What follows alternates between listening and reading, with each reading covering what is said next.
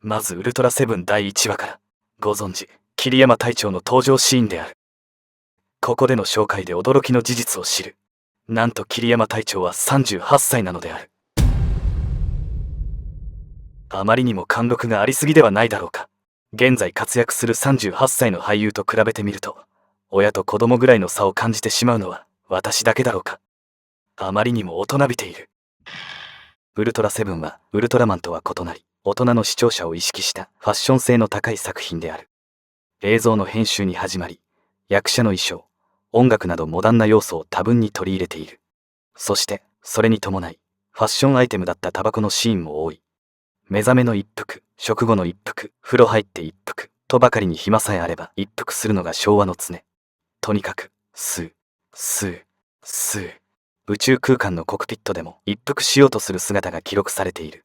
極めつけは宇宙系麻薬入りのタバコでガン決まる古橋隊員のシーンである。煙を上手に肺に送り込み、血管を収縮させ発狂する。この迫真の演技は第8話メトロン星人の回で見ることができるので、ぜひご覧いただきたい。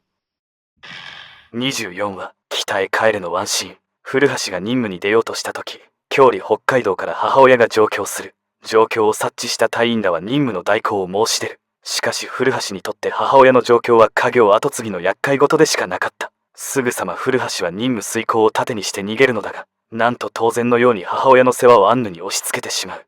現在であれば女性蔑視として炎上しそうなシーンである。30話栄光は誰のために。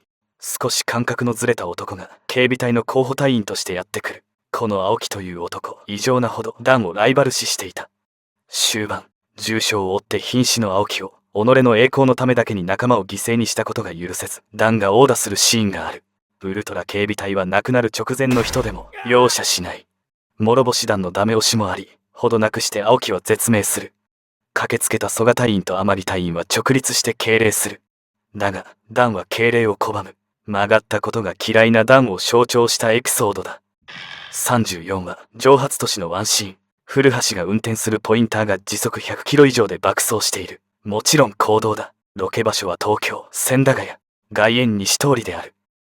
ホープ県を信濃町方面に行った T 字路あたりから走行シーンが始まる。そこから約190メートルの距離を 6.5 秒ほどで通過している。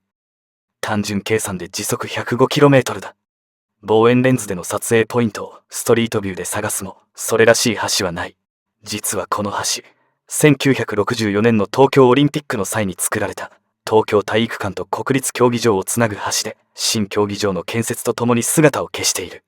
長いレンズを使用した走行シーンはスピードを出しているようには見えないのだが、わかる人が見ればめちゃくちゃ恐ろしくなるシーンなのだ。15話ウルトラ警備隊西へ。ポインターの後ろの車には爆弾の開発者ドロシーが乗っている。単に自動車が前後に並んで走行するシーンなのだが、当時のテレビは画面比率4対3という正方形に近いもの。車種がわかるようこれくらい2台の車を接近させなければならなかったのだろう。演出としては至極真っ当であるが、現在なら煽り運転と言われ炎上しそうなシーンである。第4話マックス号応答せよ。地球防衛軍が誇る調査艦マックス号に爆弾が仕掛けられてしまう。しかもその爆弾はマックス号を木っ端みじんにするほどの威力がある。ちなみに現在における爆弾処理はこんな仰々しいものになっている。では桐山隊長による素手での爆発物処理をご覧いただきたい。ウルトラ警備隊とはどんなことであろうと全て気合で乗り切るのだ。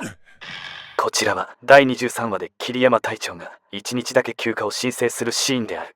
辞表ではない、1日だけの休暇申請でこの緊張感である。休暇理由も家族サービスといった優しいものではなく、明日を探すためだという。しかも休暇だというのに上司の真鍋参謀より護身用の銃を手渡される。桐山隊長を休ませる気はさらさらない。表情を見る限り休暇になっていないのは明白だが、これもまた昭和の常。結果的には無意識に職場方向に足が向き、偶然にも職場の人間に会ってしまう。なんやかんやで職場の人間と一緒の方が落ち着くのだ。しかしこうした厳しい労働環境があってこそ日本の秩序が維持されてきたのも事実。我々はブラックな職場を切り捨てる以上、それに伴う代償も受け入れなければならないだろう。42話ノンマルトの死者。現在ならこんな風に車に乗ろうものなら学校にチクられそうだが、ウルトラ警備隊は些細なことで子供たちを叱らない。昔の大人は今の大人より見た目も心も大人だったような気がする。